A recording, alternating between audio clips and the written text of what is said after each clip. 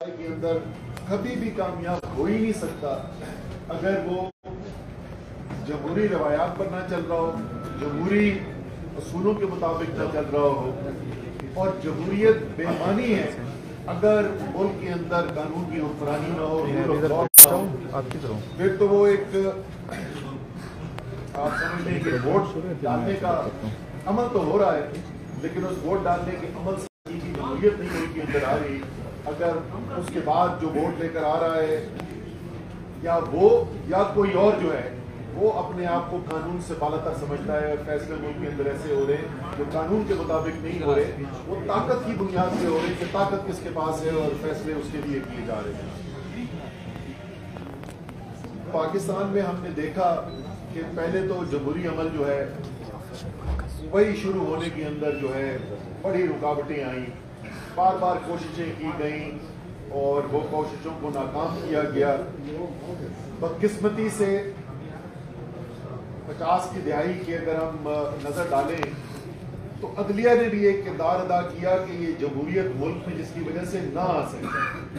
بڑی مشہور کیسز ہیں جی، مولوی تمیز الدین خان کا کیس ایک بڑا اہم کیس ہے اس کے اندر، اور اس کے علاوہ ججمنٹس ہیں جس کی وجہ سے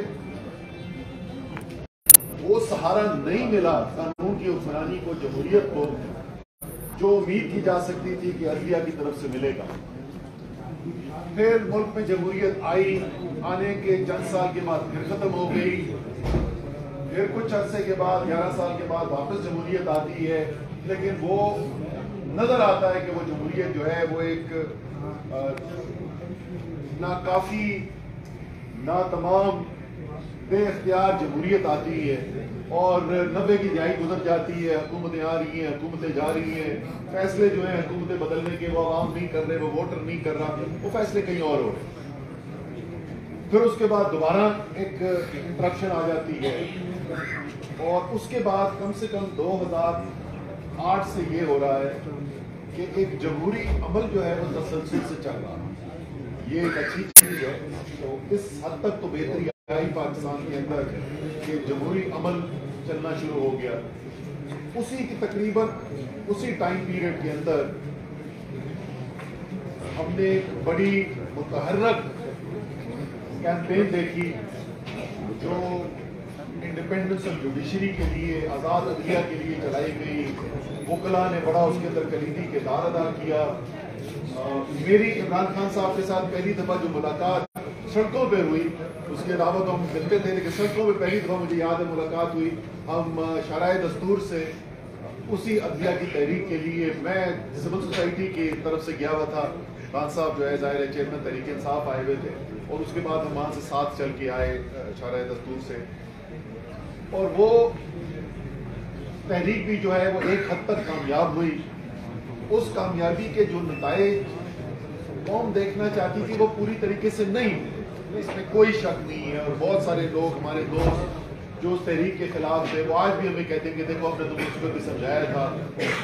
لیکن میرا ماننا یہ ہے کہ اس میں تو کوئی شک نہیں کہ جو نتائج ہم دیکھنا چاہتے تھے وہ نتائج ہمیں نہیں نظر آئے. لیکن پھر بھی پاکستان بہتر ہے اس تحریک کے چلنے کے بعد بنسبت اس سے پہلے. ایک حد تک کم سے کم عدلیہ کے پاس آزادی آئی. اب جج صاحبان، انفرادی جج صاحبان کے اوپر انحصار ہوتا ہے، کوئی اس آزادی کا بھرپور استعمال کرتے ہیں، کچھ آج بھی نہیں کرتے، لیکن ایک کم سے کم ایک سپیس پیدا ہوئی اور بہتری پیدا ہوئی. ایک طرف ہمارے پاس ایک نسبتاً آزاد عدلیہ ہمارے پاس سامنے آئی، دوسری طرف ایک جمہوری تسلسل شروع ہوا. اور پاکستان جو کہ تقریباً 70 سال ہو گئے تھے بنے ہوئے، اور کبھی پاکستان کی تاریخ میں نہیں ہوا تھا ایک جمہوری حکومت سے دوسری حکومت کو ٹرانسفر آف پاور ہوا ہوگی. وہ 2013 میں پہلی دفعہ ہوا، 2018 میں دوبارہ ریپیٹ ہوا. لیکن ابھی بھی جو بھی پاکستان کو دیکھ رہا ہے اس کو نظر آ رہا ہے کہ اس ملک کے اندر آج بھی قانون کی حکمرانی نہیں ہے، قانون سب کے لیے برابر نہیں ہے. آج بھی یہ صورتحال ہے کہ سب سے اوپر طاقتور ہے، اس کے نیچے آئین اور قانون ہے، اور اس کے نیچے عوام. تو عوام کے اوپر تو آئین اور قانون کا اطلاق ہو رہا ہے لیکن طاقتور کے اوپر نہیں.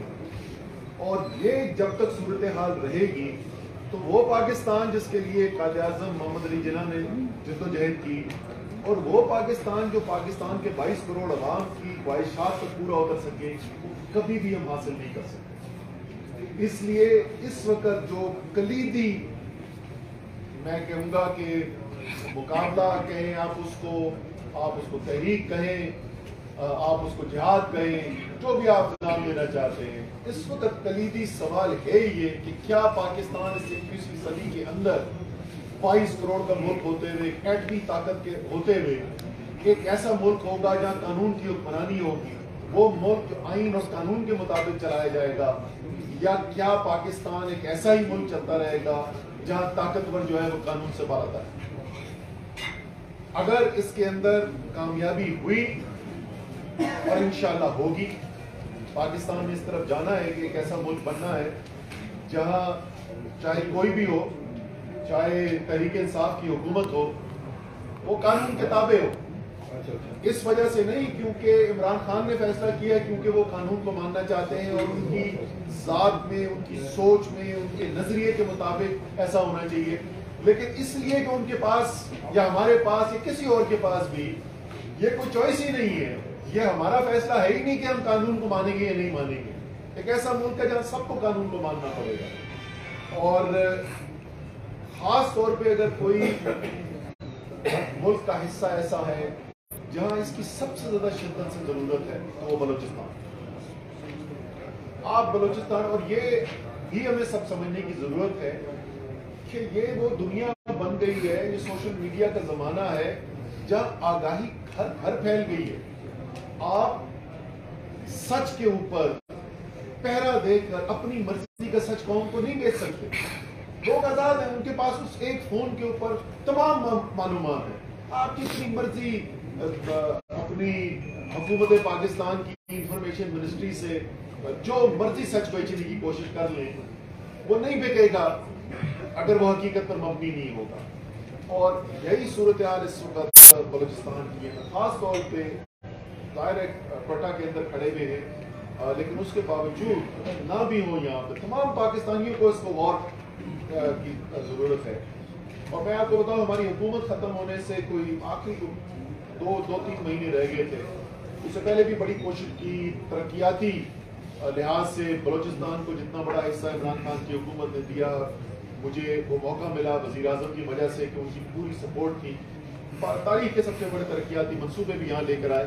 लेकिन मैंने वज़ीर आज़म से कहा कि इस वक्त अगर हम बलूचिस्तान के ऊपर गौर नहीं करेंगे और वहाँ के हालात को समझने की कोशिश नहीं करेंगे तो हम पाकिस्तान का बहुत बड़ा नुकसान करने वाले हैं।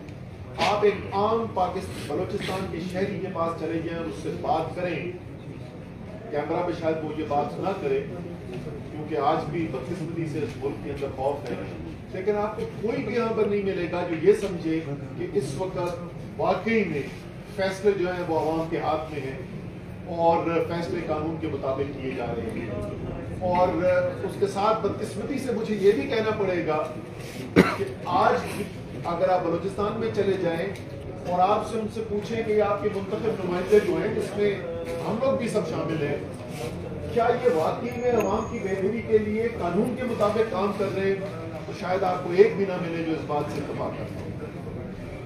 और जैसे मैंने कहा, वो पुराना वक्त जहां सब चीजों को आप सच्चाई को ढांक कर ताकत से, जबर से, जोर का इस्तेमाल करके दबा दिया करते थे लोगों के एहसास को, ये पाकिस्तान का वक्त खत्म हो चुका है।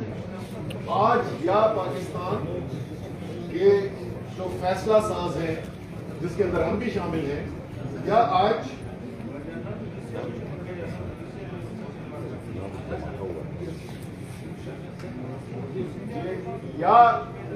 या हम जो है वो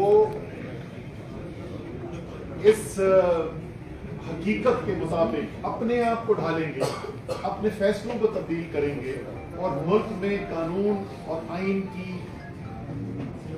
बालादस्ती के ऊपर यकीन करेंगे, अपने आप को कानून और आइन के ताबे करेंगे, या ना तारीख माफ करेगी हमें और ना ये आवाम माफ करेगी। फैसला जो है जो फैसला साज है उन्होंने करना है, लेकिन वकला बरादरी का, अदलिया का इसके अंदर एक कलीदी किरदार है। और आप सब लोग, और मुझे बहुत खुशी है इस बात की कि बलूचिस्तान में आप लोग जो हैं इसके अंदर पहल करने वालों में से एक हैं। मैं खुद इस्लामाबाद का इलेक्टेड हूँ, तो मुझे खुशी है कि इस्लामाबाद से ये शुरू हुआ काम। लेकिन अगला आपने जैसे बताया कि रूल ऑफ लॉ की जो कॉन्फ्रेंस है वो यहाँ पर इधर ही हाई कोर्ट बलूचिस्तान में की जाएगी। और ये आप जो काम कर रहे हैं, ये काम एक मुल्क के मुस्तकबिल के लिए, मुल्क के हमारे बच्चों के मुस्तकबिल के लिए आप ये काम कर रहे हैं। और इसके अंदर इंशाअल्लाह ताला नेक नियती से काम करेंगे, हम सब मिलकर काम करेंगे तो कामयाबी भी हासिल होगी।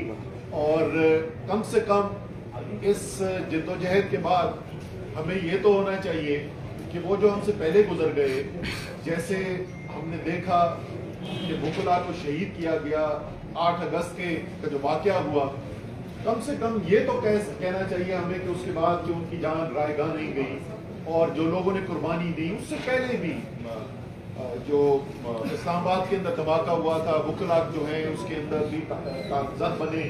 इसी तरीके से पाकिस्तान की तारीख बढ़ी हुई है कि जिस तरीके से वकला ने इस मुल्क के लिए, कानून की हुक्मरानी के लिए कुर्बानियाँ दी हैं। इंशाअल्लाह ताला ये तमाम कुर्बानियाँ रायगा नहीं जाएंगी और हम एक बेहतर पाकिस्तान की तरफ, एक आज़ाद पाकिस्तान की तरफ, हकीकी तौर पर आज़ाद पाकिस्तान की तरफ, एक इंसाफ पर मबनी पाकिस्तान की तरफ जाएंगे। आखिर में एक दफ़ा फिर जी बहुत बहुत शुक्रिया, आपने यहाँ पर मौजूद किया और अपना टाइम निकाल के